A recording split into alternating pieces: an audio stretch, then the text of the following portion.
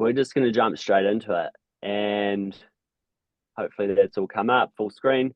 I want to talk firstly about Coldplay. My wife's going to see these guys. I think it's next year in Wellington, and I've never been, but I've heard a lot about their concerts, right? And I think there's a bit we can actually learn from how they operate and how they run these concerts. And I think in their current tour, they're doing over 200 shows, right? And I think, how many times can you sing the same song?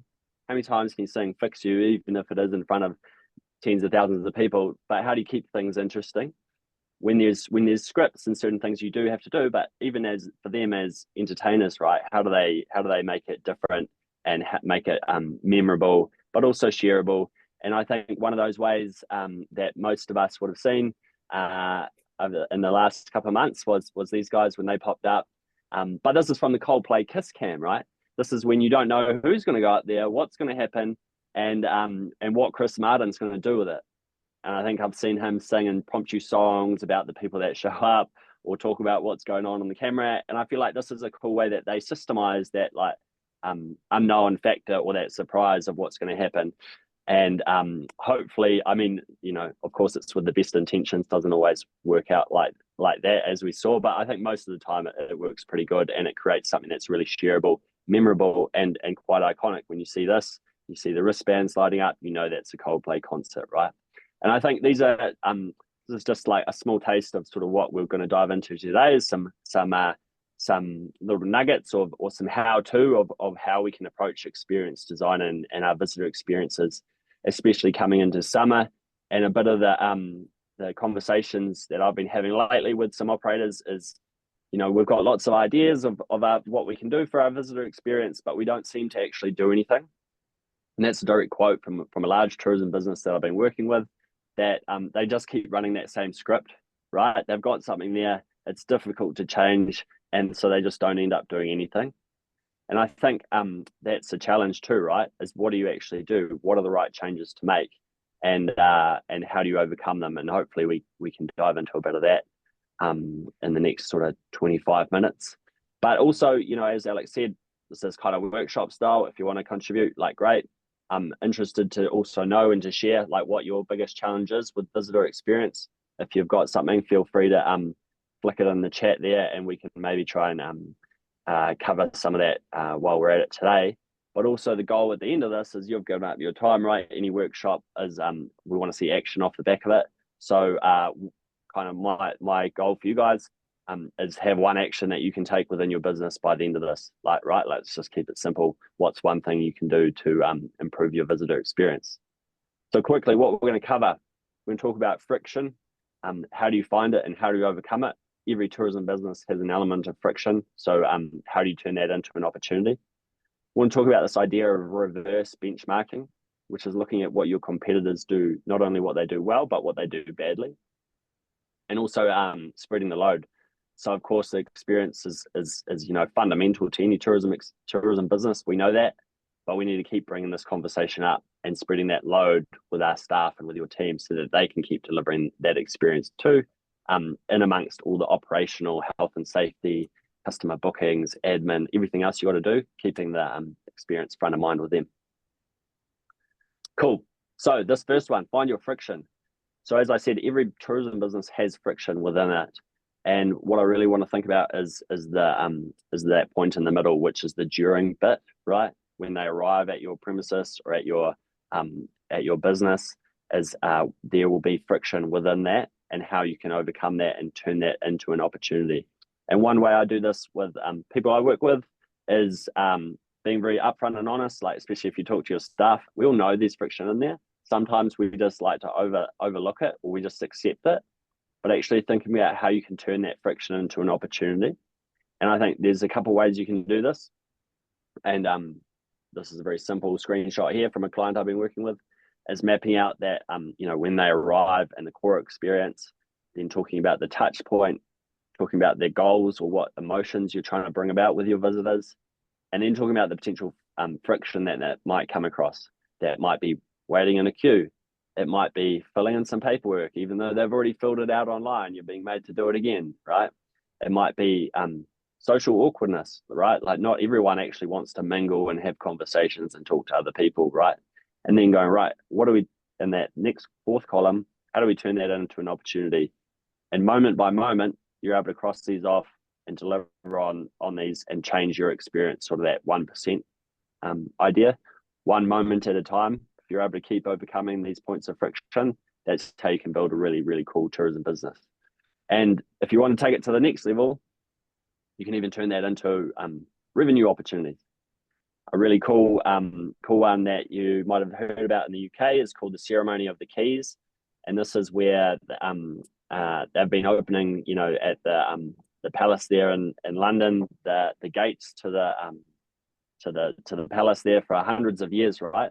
And they turn that into actual visitor experience, whereby they've turned a task into something that people now pay money to go and do. So because it's been around for that long, for hundreds of years, it's very ceremonial, right?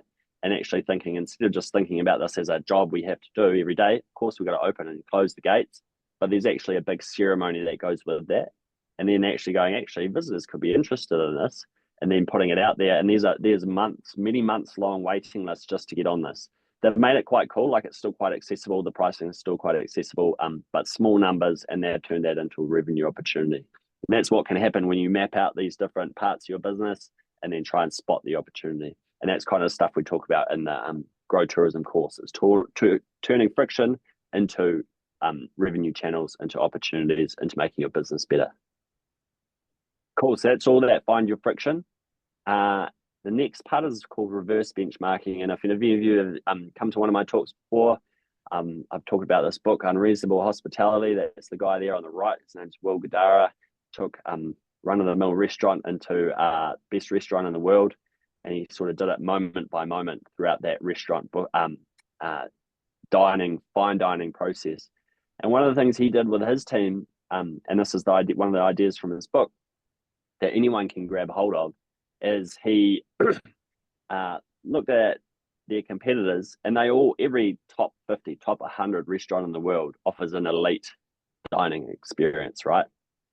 What he did was also go and visit some of these other competitors or other fine dining establishments, and then looked at what they did badly. Of course, the food is really great, the wine is very great, the service is really good, but actually, when you're looking at that world of fine dining, a couple of things that they missed that he saw by experiencing them was coffee, right? Their coffee often came from a machine.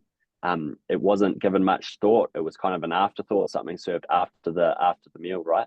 So he then took that to his team, knew someone on the team was really into their coffee, and said, right, I want you to deliver the best coffee experience we possibly can. Everything from the grinder to the beans, the way that they served it, the cups that they brought it up in, gives it to the team, and then they can go about and go and deliver on it. Same thing with beer and fine dining, right? It's all the focus is on wine and wine matching and wine pairing. But what if someone wants to go and have a nice beer too, and getting more than just a run-of-the-mill Heineken, right? How do you stand out? So seeing that as an opportunity as well, did the same thing. Knew there was a member of his team who was really into his beer, gives it to him, goes, I want the best beer list in the world for our restaurant. So he goes out and gives it to him. And then all of a sudden, when someone turns up and they want a beer, going, hey, we actually have a menu for that too, and being able to deliver on that. And that's where we get this sort of 1% better sort of moment by moment improvement, right? That continuous improvement. There's always an opportunity to improve your experience, even when you're delivering in what is like the top 50 restaurants in the world.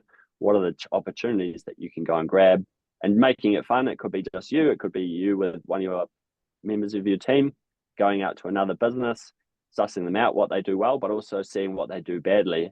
And then just thinking about it for your own business and going, how do we turn that into an opportunity for us to get better? Cool. So that's like that reverse benchmarking idea. And if anyone hasn't read that book, I really recommend it. Really cool, practical story of how they took this restaurant from just another restaurant to number one in the world, called Unreasonable Hospitality. And then the third idea is around spreading the load. And I think we all know visitor experience is important, right? Like, it's first principles of any tourism business. And sometimes it can seem a bit repetitive to keep bringing it up. but actually, like, for the same reason that Coca-Cola, still advertises, even though everyone in the world knows what a can of Coke is, or McDonald's still advertises, you got to remind your team, right, about the visitor experience that you're trying to design and deliver on. And how you can do that, there's a few different ways. One way that I really like is to a lot of tourism businesses will have a logbook of what happened during the day, or record of what you did that day. It might be the number of people that came through. It might document any health and safety issues or events or maintenance tasks or things that went wrong. And then you spread that out to your team, and you're able to cover what's actually going on. Another way that you can delegate this idea out and get your team thinking about the experience as well is to put another row in there that's about how did you deliver an exceptional experience today, or how did you go above and beyond today, and putting a gap, that they have to fill out. So it's their job to think about the stories that they or of what they did during their shift, or whatever happened during on that tour, or those visitors that came along, and how did you blow their minds, right? And this has a really cool ripple effect or flywheel for your business, whereby if you go out and exceed their expectations, or your staff do it, it shouldn't always have to be you that does this, right? Your staff exceed the expectations. You can then use that as to capture stories, right? Which then turns into stories that you can then promote, social media or newsletters, or put it on your website about what you were actually out there doing. And then that you can use that to attract more guests, and so on and so forth. And you delegate it out, you systemize it, and you can turn it into a part of your business that can actually help grow your business as well. Of course, you want to give your staff or your team, and even if it's yourself delivering the experience as well, because I think it's really important to go about defining your experience. In tourism, I think we're really good at coming up with all the manuals for onboarding staff, or HR manuals and standard operating procedures and maintenance manuals for, maybe it's for your equipment or for your boat, or if you're in an accommodation, how the room should be made up. But are you actually defining the experience that you're trying to deliver, and actually coming up with what are the emotions that you're trying to hit, and how you're going to go about bringing them up in a day to day? Because it's really easy to go about just delivering the same thing again and again, but I think that becomes a bit trite, right? And it's not super interesting for the people who are delivering on it.